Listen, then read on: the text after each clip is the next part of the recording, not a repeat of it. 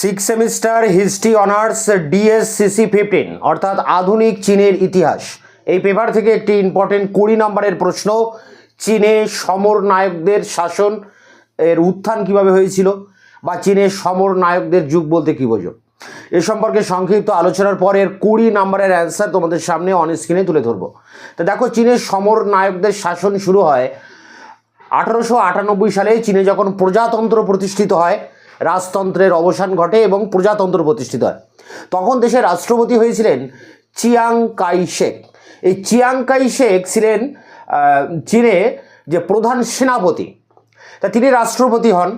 ফলে স্বাভাবিকভাবেই তার ঝোঁক ছিল একনায়কতন্ত্র প্রতিষ্ঠার দিকে। প্রজাতন্ত্রের প্রতি তার কোনো আস্থা ছিল না। প্রজাতন্ত্রের রাষ্ট্রপতি তিনি হয়েছিলেন ঠিকই, কিন্তু প্রজাতন্ত্রের প্রতি তার কোনো আস্থা ছিল না। তিনি দেশে এক নায়কতন্ত্র প্রতিষ্ঠা করতে চেয়েছিলেন এবং চীনে নতুন করে আরেকটি রাজতন্ত্র তিনি স্থাপন করতে চেয়েছিলেন, যদিও এই কাজে তিনি ব্যর্থ হন। তো এই কাজে ব্যর্থ হওয়ার পর তিনি চীনে সামরিক শাসন চালু করেন, অর্থাৎ সন্ত্রাসের রাজত্ব শুরু করেন এবং দেশের গুরুত্বপূর্ণ পদগুলোতে, সরকারি উচ্চ পদগুলিতে তিনি সামরিক অফিসারদের নিয়োগ করেন এবং তিনি সেনাপতি হওয়ার কারণে, মানে প্রধান সেনাপতি যেহেতু ছিলেন রাষ্ট্রপতি হওয়ার আগে, তাই সামরিক যে সমস্ত অফিসাররা রয়েছে, তার বংশবৎ যারা রয়েছে, তাদেরকে দিয়ে চীনের উচ্চ পদগুলিতে তাদের বসান এবং তাদেরকে দিয়ে দেশে একটা এক নায়কতন্ত্র প্রতিষ্ঠা করেন। পরবর্তীতে আমরা দেখব 1916 সালে এই চিয়াং কাই শেকের হঠাৎ অকাল মৃত্যু হয় এবং এই অকাল মৃত্যুর পরেই চীনের যে বিভিন্ন প্রদেশগুলো ছিল, যে প্রদেশগুলো কোনো সামরিক অফিসার বা কোনো সেনাপতি সেগুলো শাসন করছিলেন, তারা কেন্দ্র অর্থাৎ পিকিং ছিল রাজধানী, কেন্দ্রের নিয়ন্ত্রণ অস্বীকার করে এবং নিজ নিজ রাজ্যে বা প্রদেশে তারা স্বাধীনভাবে রাজত্ব করতে থাকে এবং সেই সমস্ত রাজ্যে সামরিক শাসন জারি হয়। এক কথায় এক নায়কতন্ত্র তিনি প্রতিষ্ঠা করেছিলেন। এইভাবে সমগ্র চীনে সামরিক নেতারা যে শাসন ব্যবস্থা চালু করেন তাকে আমরা বলি সমর নায়কদের শাসন। এবং এই সমর নায়কদের উত্থান কিভাবে হয়েছিল? উত্থান হয়েছিল চীনে প্রজাতন্ত্র প্রতিষ্ঠার পর। চিয়াং কাই শেক রাষ্ট্রপতি হন এবং এই চিয়াং কাই শেক ছিলেন সমর নায়কের জনক। তিনিই ছিলেন এর প্রতিষ্ঠাতা, জন্মদাতা। তার অকাল মৃত্যুর পর পরিস্থিতি আরও বেশি জটিল হয়। তখন যে সমস্ত অফিসাররা উচ্চ পদগুলিতে নিয়োগ হয়েছিল, তারা কিন্তু একেবারে স্বাধীন হয়ে সেই সমস্ত পদগুলো পরিচালনা করতে থাকে এবং দেশে সামরিক অফিসার, সেনাবাহিনীর লোকেরাই কিন্তু দেশে একচ্ছত্র অধিকার তারা কায়েম করেছিল, সন্ত্রাসের রাজত্ব চালু করেছিল এবং ঘুষ, উৎকোচ, দুর্নীতি এগুলোই ছিল শাসনের মূল বৈশিষ্ট্য। ফলে চীনের যে প্রাচীন যে ঐতিহ্য, শাসনের যে ঐতিহ্য, সেইটা ভেঙে পড়ে। চীনের যে প্রাচীন কনফুসীয় ঐতিহ্য ছিল, সেই কনফুসীয় ঐতিহ্য ভেঙে পড়ে, কারণ চিয়াং কাই শেক কনফুসীয় নীতিতে বিশ্বাসী ছিলেন না। ফলে চিরাচরিত চীনা সমাজের যে একটা ধারাবাহিকতা, সেটা এই সমর নায়কদের শাসনের যুগে এসে ব্যাহত হয়। 1916 সালে যখন চিয়াং কাই শেক মারা যায়, সেই সময় থেকে প্রপার সমর নায়কদের যুগ শুরু হয় 1928 সাল পর্যন্ত। 1916 থেকে 1928 এই সময়টাকে আমরা ধরবো চীনের সমর নায়কদের যুগ। তা চীনের এই সামরিক নেতারা দুর্নীতির মাধ্যমে দেশ পরিচালনা করতে থাকেন। ফলে কি হয়? দেশে মুদ্রাস্ফীতি দেখা দেয়, ব্যবসা বাণিজ্যে মন্দা দেখা দেয়, সমাজ জীবনের শৃঙ্খলা ভেঙে পড়ে। কারণ চিয়াং কাই শেক আফিম উৎপাদনে উৎসাহ দিয়েছিলেন।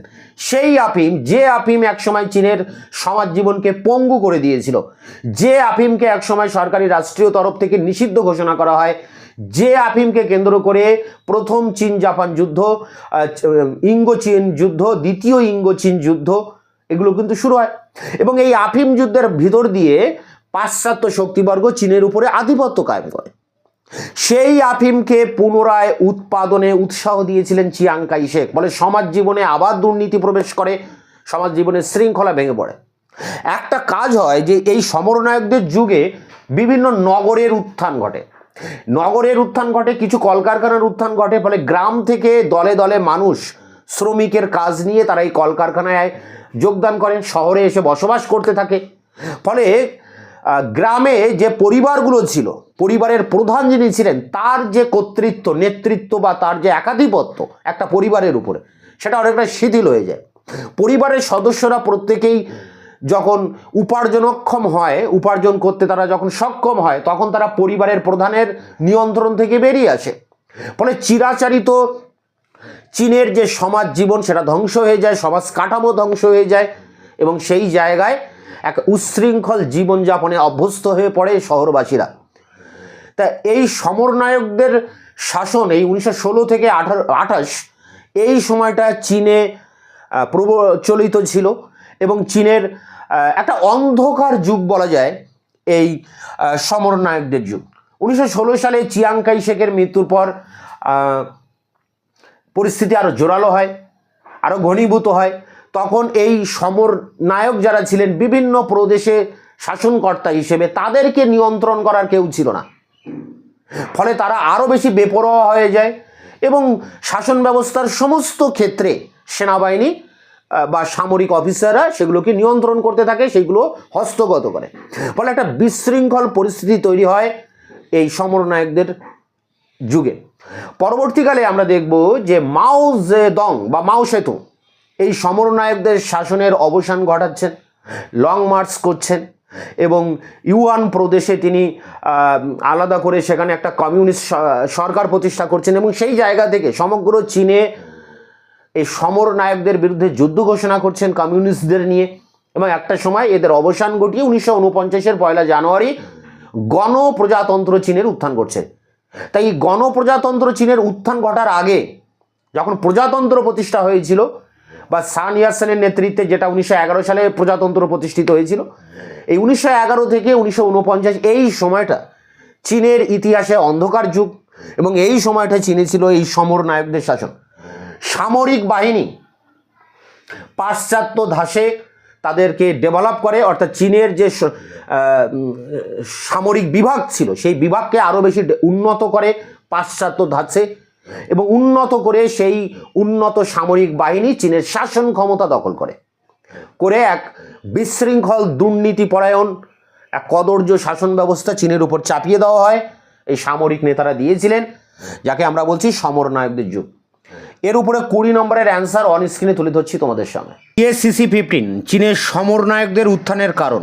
মার্কস 20 চীনের ইতিহাসের অত্যন্ত গুরুত্বপূর্ণ একটি পর্যায় বা অধ্যায় হলো চীনে সমর শাসকদের বা সমরনায়কদের উত্থান। 1892 খ্রিস্টাব্দে চীনে প্রজাতন্ত্র প্রতিষ্ঠিত হলে সমরনায়ক ইউয়ান শিকাই সর্বপ্রথম রাষ্ট্রপতি নির্বাচিত হন। প্রজাতন্ত্রের সমর্থনে শপথ গ্রহণ করলেও ইউয়ানের প্রজাতন্ত্রী শাসন ব্যবস্থায় কোনো আস্থা ছিল না। সমরকুশল নায়ক হিসেবে ইউয়ান সুবিদিত ছিল। স্বাভাবিক কারণেই এক নায়কতন্ত্রের প্রতি তার প্রবণতা বৃদ্ধি পায় এবং তিনি রাজতন্ত্র পুনঃপ্রতিষ্ঠা করতে অগ্রসর হন। ক্ষেত্র প্রস্তুতি হিসেবে তিনি প্রশাসনের গুরুত্বপূর্ণ পদগুলিতে সামরিক শ্রেণীভুক্ত অফিসারদের নিয়োগ করেন। প্যারা করে প্রদেশসমূহের শাসনভার তারই বংশবদ সামরিক নেতাদের উপর অর্পিত হয়। রাজতন্ত্র পুনঃপ্রতিষ্ঠায় ব্যর্থ হলেও ইউয়ান এইভাবে দেশে সামরিক শাসন প্রচলিত করেন। কেন্দ্র অর্থাৎ পিকিং সমরনায়ক ইউয়ানের অধীনে থাকে, প্রদেশগুলিও সমরনায়কদের দ্বারা শাসিত হয়। যতদিন ইউয়ান জীবিত ছিলেন ততদিন তিনি প্রদেশগুলির সামরিক শাসকবর্গকে নিয়ন্ত্রণে রেখেছিলেন। 1916 খ্রিস্টাব্দে তার অকাল মৃত্যুর পর প্রাদেশিক শাসনকর্তাগণ পিকিংয়ের প্রতি আনুগত্য অস্বীকার করে স্বাধীনভাবে নিজ নিজ প্রদেশে শাসনকার্য পরিচালনায় প্রবৃত্ত হন।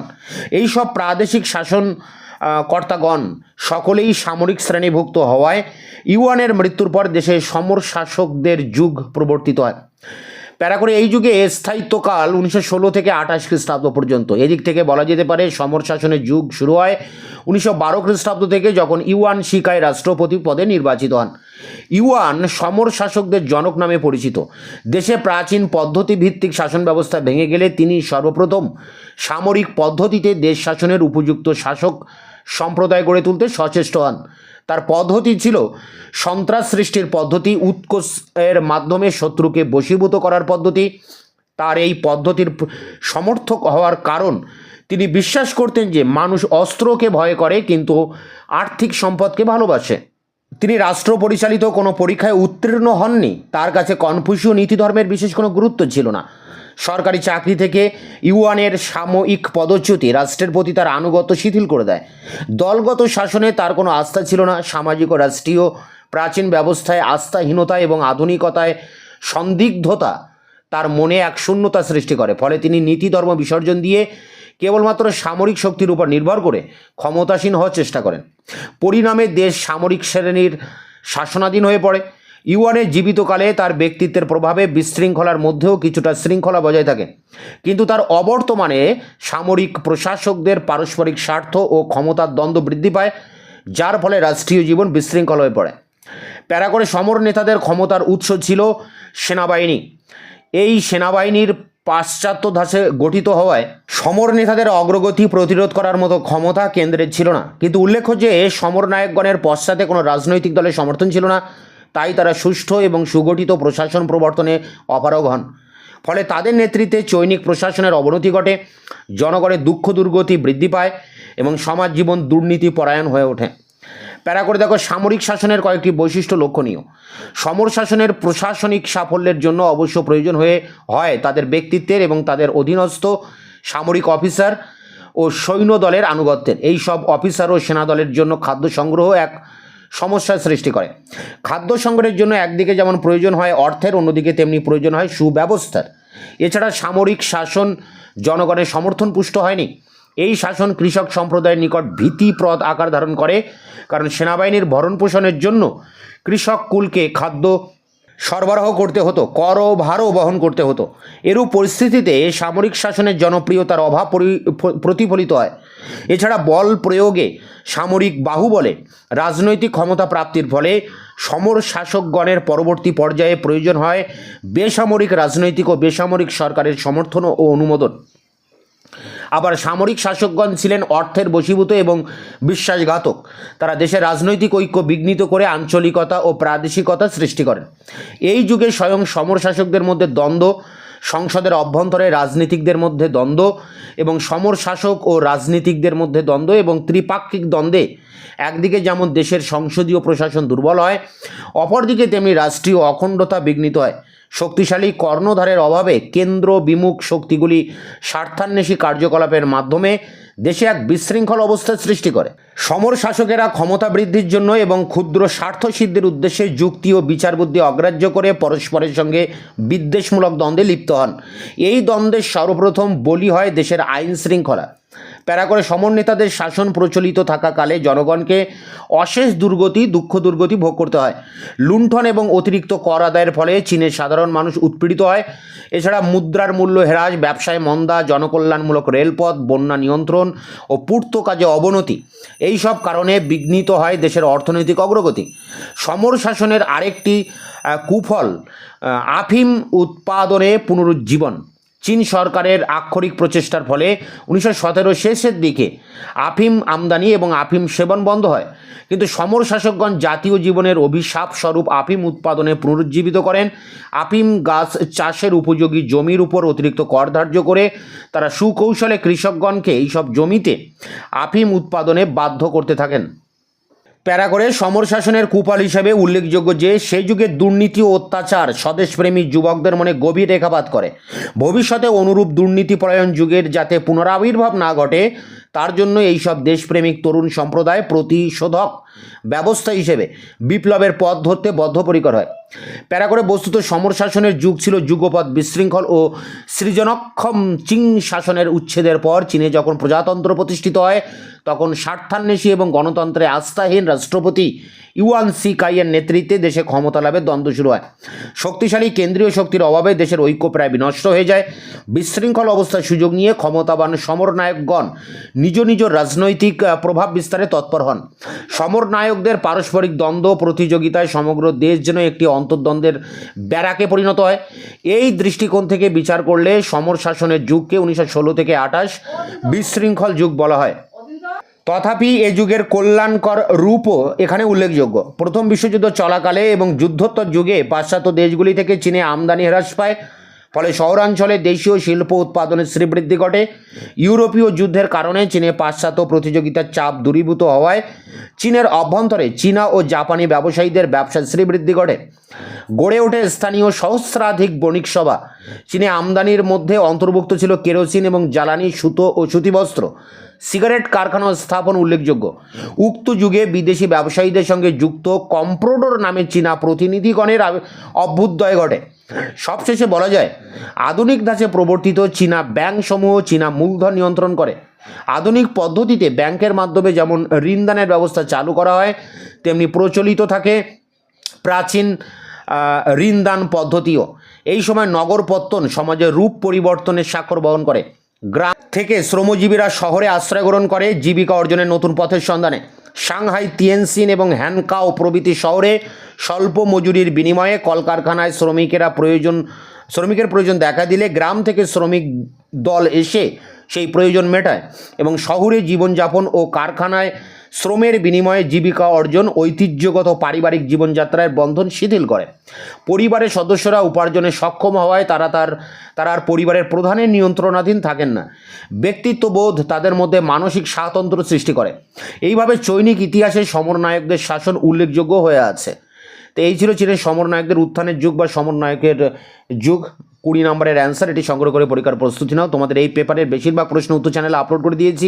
ভিডিও ডেসক্রিপশন বক্সে তার লিঙ্ক দেওয়া রয়েছে। দেখা হচ্ছে অন্য ভিডিওতে।